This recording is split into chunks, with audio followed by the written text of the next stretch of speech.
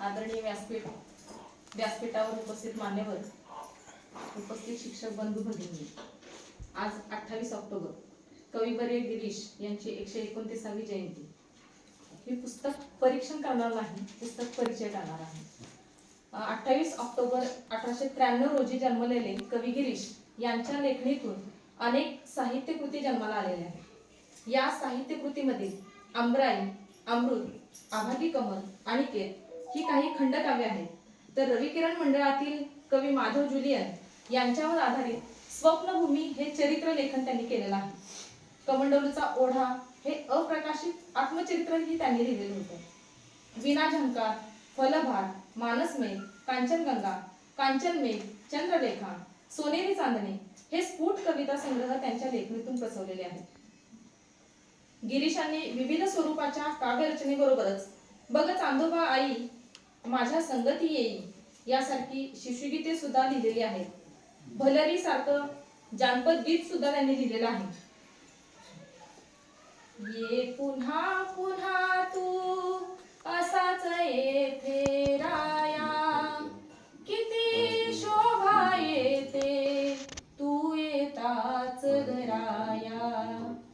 या पर्णकुटीचा होऊन या प्रासाद, ऐश्वर्य लाभते घुमता तव पडसाद. शाशिते जगाला वाटे येथून वाणी, ऐकता मुखातून तुझी आदीन कहाणी. तव भूत दयेचा उदंड पाहुनी भाव, हातात वाटते राजदंड घे ठाव. तव शब्दातून जे सुटती नव आदेश, फिरतात हेरकी घेऊन बहुविध वेश.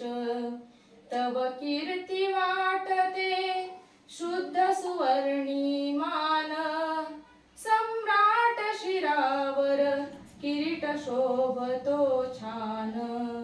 सम्राट शिरावर किरीट शोभतो छान. असे वर्णन विसे खांडेकर यांच्याबद्दल सम्राट या कवितेमध्ये कवी गिरीशांनी केले आहे. आणि ही कविता ज्या काव्यसंग्रहातील आहे त्या चंद्रलेखा या कवी गिरीशांच्या चौथ्या स्फुट कवितांच्या संग्रहाचा थोडक्यात परिचय मी आपणास करून देणार आहे. या कविता संग्रहाची प्रथम आवृत्ती ही 28 ऑक्टोबर 1951 साली प्रकाशित झाली. रविकिरण मंडळाचे हे 38वे पुस्तक आहे. या संग्रहामध्ये 1942 ते 1951 या काळातील निवडक कविता संग्रहित केलेल्या आहेत. या कविता संग्रहात एकूण 48 कविता आहेत. या संग्रहाची पृष्ठसंख्या ही 108 आहे. काही कवितांतील संदर्भ कळण्यासाठी शेवटी टिपाही दिलेल्या आहेत. या संग्रहाचे हस्तलिखित गिरीशांचे विद्यार्थी श्री माधव तांबे यांनी केलेला आहे. कवी गिरीशांचे सातारचे मित्र बाळासाहेब भुरके यांनी दर्शनी सुंदर चित्र काढून तिरंगी मुद्रणाची सजावट केली आहे. या संग्रहाचे मुद्रक नवभारत छापखाना सांगलीचे लक्ष्मण शिखरे हे आहेत. हा कविता संग्रह 28 ऑक्टोबर म्हणजेच कवी गिरीशांच्या जन्मदिनी प्रकाशित झालेला आहे. या कविता संग्रहात विविध विषयावरील कविता आहेत. 1942चा हा कालखंड म्हणजे चलेजाव आंदोलनाचा कालखंड आहे.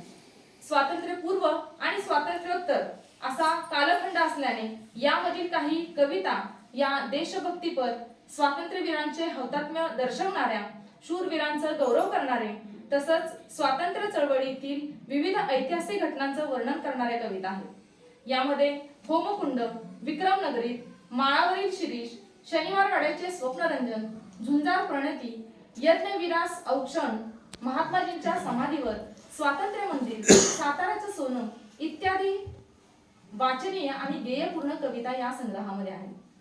कवी गिरीशांनी सामाजिक समस्यांवर भाष्य करणाऱ्या उन्हाळा, उपाशीपोट, शिळा पाडवा, लढाई, आजीबाई, न्याय मंदिरातील वादी या कविता लिहिलेल्या आहेत. कवी गिरीश हे निसर्ग कवी आहेत. या काव्यसंग्रहात निसर्गाचं सुंदर वर्णन असणाऱ्या कडुलिंब, रातराणीच्या मृदू फुलांनो, ज्वालामुखी, शिरीषांचा वासंतिक बहर यासारख्या सुंदर कवितांचा समावेश या संग्रहामध्ये आहे. प्रत्येक व्यक्तीमध्ये कुठे ना कुठेतरी मनाच्या एखाद्या कोपऱ्यात आपलं बालपण हे भरून राहिलेलं असतं. आपली नातवंड त्यांच्या सहवासात राहणं हे प्रत्येक आजी आजोबांना आनंदनीय वाटत असतं. लहान मुलांचे बोबडे बोल, त्यांचा घरातील वावर, यामुळे घरातील वातावरण हे आनंदमय होत असतं. या नातवंडांच्या सहवासातील अनुभवाचे सुंदर वर्णन हे कवी गिरीशांनी फिर्याद, मिनीचा खाऊ, अरुणची कला, खरी कविता, चंद्रलेखेचा पाळणा, दुधावरची साय या कवितेमध्ये केलेला आहे. यातीलच फिर्याद या कवितेमध्ये छोट्या अरुणने आपल्या आजोबांकडे आईने आपल्याला थोबाडीत मारल्याची तक्रार रडत रडत बोबड्या बोलात केलेली आहे. थोबाडीत पगा आईनं दिली, लल्लो म्हणून अशी मारली, काडकन गाली मारून घेत अरुण हुंदके दे, आजोबांच्या कडे जाऊन बरी रडत फिर्याद दाखल करी. तसंच बोबड्या बोलातील दुसरी एक कविता आहे मिनीचा खाऊ. मिनी किती गोल तुझी मिनी किती गोल. आता इथं गोल म्हणजे गोड.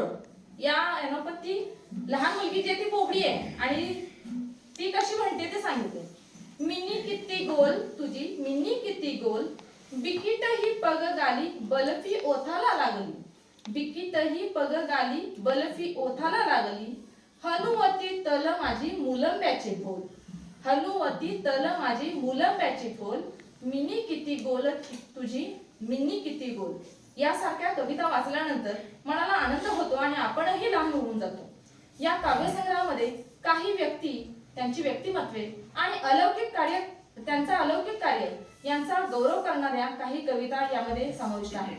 त्यातील सम्राट, सुवर्णमुद्रिका, कलावंत, ध्येयवादी कलावंत, महर्षी कर्वे, तीर्थराव या कविता यामध्ये समाविष्ट आहेत. या कविता संग्रहामध्ये देऊळ बांधणारास व नांगरयोगी या कन्नड कवितांची भाषांतरे असे काही नम्र अभिनव प्रयत्न समाविष्ट केलेले आहेत. तसेच सुवर्ण हे कथाकाव्य आणि गवळण हे कथानृत्य या कविता संग्रहामध्ये समाविष्ट केले आहेत. कडुलिंब, सम्राट, ध्येयवादी कलावंत, निवांत, मैत्रीचे सिंहावलोकन इत्यादी सुनीत काव्य प्रकारातील कविताही या काव्य संग्रहामध्ये आहेत. सुनीत काव्य प्रकार म्हणजे 14 ओळींचं हे काव्य असतं आणि हा इंग्रजी प्रकार आहे. इंग्रजी मध्ये तो सॉनेट या नावाने प्रसिद्ध आहे आणि मराठीमध्ये त्याच सुनीत या नावाने तो परिचित आहे. कवी गिरीशांच्या मुक्तछंदामध्ये देखील काही कविता आहेत. रातराणीच्या मृदू फुलांनो, माळावरील शिरीष या कवितांचाही या कविता संग्रहामध्ये समावेश केलेला आहे.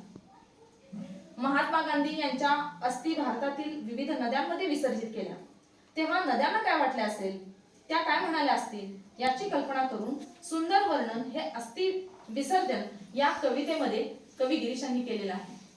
ते त्या कवितेच्या सुरुवातीला म्हणतात, या राजर्षे या ब्रह्मर्षे, या राजर्षे या ब्रह्मर्षे यावे अभ्यंतरी, थकला शिनला घ्या विश्रांती आमच्या जळमंदिरी, आमच्या जळमंदिरी.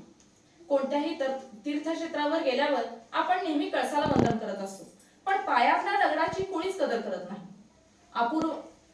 अपूर्व त्याग करणाऱ्या पायातल्या दगडाचेही काही म्हणणे असेल हे लक्षात घेऊन हे सांगणारी पायातल्या दगडाचे सूक्त ही कविता या संग्रहामध्ये समाविष्ट आहे. पायातला दगड हा सकारात्मकतेने विचार करत असतो आणि याचंच सुंदर वर्णन या कवितेमध्ये पायातल्या दगडाचे सूक्त या कवितेमध्ये कवी गिरीशांनी केलेलं आहे. तीच कविता मी आपल्यासमोर सादर करते. मज असे घातले विधीने पाय तळात, मज असे घातले विधीने पाय तळात, परिहीन न गणिले कधी न केला घात. मज दिली थोरवी नीत पहिल्या मुजऱ्याची, मज दिली थोरवी नीत पहिल्या मुजऱ्याची, जवळीक लाभते म्हणून थोर कराची. मी असे गाडलो जरी खोल अंधारी, मी असे गाडलो जरी खोल अंधारी, घे प्रकाश दुनिया मजवर राहून सारी. मी इथे न कैदी चिर लावूनी ध्यान, मी इथे न कैदी चिर लावूनी ध्यान, श्रवतसे सुमंगल मंदिरातले गाण. वंदिती जवाहर कळसा सारे वदती, परी कळस देतसे श्रेय मला ते अंती. मज म्हणे भाऊ हा तुझवर सारा भार, मज म्हणे भाऊ हा तुझवर सारा भार, तुझं मुळेच मजला मिळती वंदनहार. गातात किती जण या या त्यागाची गाणी, गातात किती जण या या त्यागाची गाणी, मज ऐकाया ती मिळते थोर कहाणी. ही विठ्ठल रखुमाईची घडते सेवा, का उगाच करणे वरल्यांचा मी हेवा. नित पराविया सुख सुखे श्रवणी अभंग, नित परावया सुख सुखे श्रवण अभंग, का अतुल समाधी सुखाच्या करू मी भंग. अन कळस नव्हे का आपुल्यातला थोर, अन कळस नव्हे का आपल्यातला थोर, मज अमृत मिळे त्यावरी स्पर्शता कोर, मज अमृत मिळे त्यावरी स्पर्शता कोर.